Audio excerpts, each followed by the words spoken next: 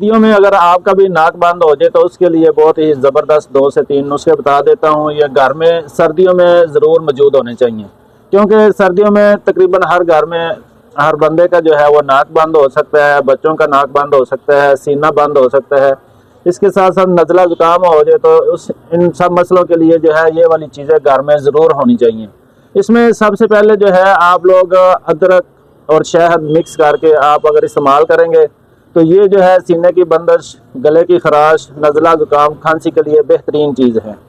इसके अलावा जुशांदा, करछी वालों का जुशांदा मिल जाता है, वो आप घर में रख सकते हैं। उसको आप पानी फुल गर्म कर लें, उसके अंदर आप उसका एक पैकेट डाल के पिएँ, इंशाल्लाह उसके साथ भी आपकी सांस भी बहाल हो जाएगी। अगर आपको नज़ला ज़ुकाम खांसी है तो वो भी ठीक हो जाएगा।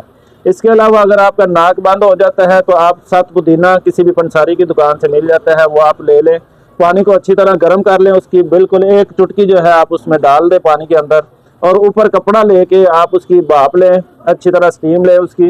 ये आपने अमल जो है सोने के टाइम करना है। जब सोने लगे आपने ये भाप लेके फिर आपने बाहर घूमना नहीं है, बिस्तर लेके तो आराम से सो जाए। इंशाल्लाह आपका सांस अगर बंद है, सीना बंद है, जुकाम लगा हुआ है तो 1 मिनट के अंदर आपका इंशाल्लाह ठीक हो जाएगा। इसके अलावा आप जो है जनाब बाम ले लें, जो आम विक्स बाम मिलता है वो भी आप नाक के ऊपर लगा के सो जाए। इससे भी आपकी नाक जो है वो खुल जाएगी और आप आराम के साथ सो सकेंगे। तो सर्दियों में ये चीज़ें घर में ज़रूर होनी चाहिए, एमरजेंसी में बहुत अच्छा काम करती हैं। वीडियो का सदका जारी समझकर शेयर कर दें। अस्सलाम वालेकुम व रहमतुल्लाह।